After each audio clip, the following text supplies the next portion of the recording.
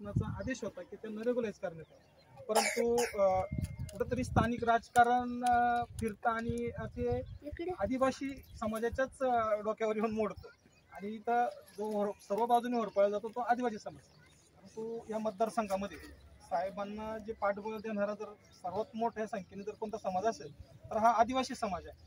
आणि आम्ही स्वतः जातीने साहेबांसाठी प्रयत्न केले. बोलून दाखवण्याची गरज नाही, परंतु आज कुठंतरी हा आघात झाल्यामुळे ही बोलण्याची वेळ आली.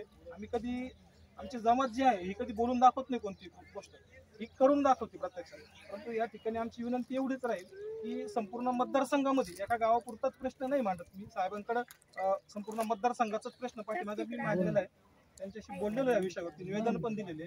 परंतु त्यावरती मधल्या काळामध्ये जे काही मंत्रिमंडळाचा असेल किंवा इतर निधी संदर्भाने आर्थिक संकल्पनाच्या ज्या काही गोष्टी होतात त्यामुळे साहेबांना वेळ मिळाला नाही. तर माझी विनंती आपणास अशी असेल की साहेबांकडे हा मेसेज पाठवा की आपल्या मतदारसंघात लासलगाव येवला मतदारसंघातील जेवढाही आदिवासी समाज आहे, हा गायरान असेल, वन्य जमीन असेल किंवा इतर शासकीय जमिनी असतील, या ठिकाणी जो निवास करतो, गेलो पिढ्यानपिढ्या त्याचं आयुष्य गेलं, परंतु हा अशिक्षित असल्या कारणाने त्याच्याकडे कुठलेही शासकीय डॉक्युमेंट नाही, हा शिकला नाही, म्हणून हा प्रवाहात आला नाही कधी.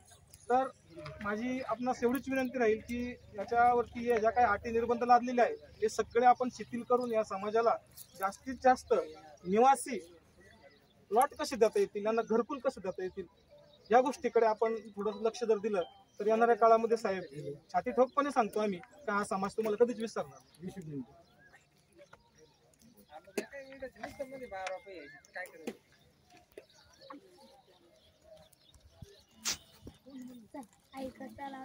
बापू चंद्र बनवा.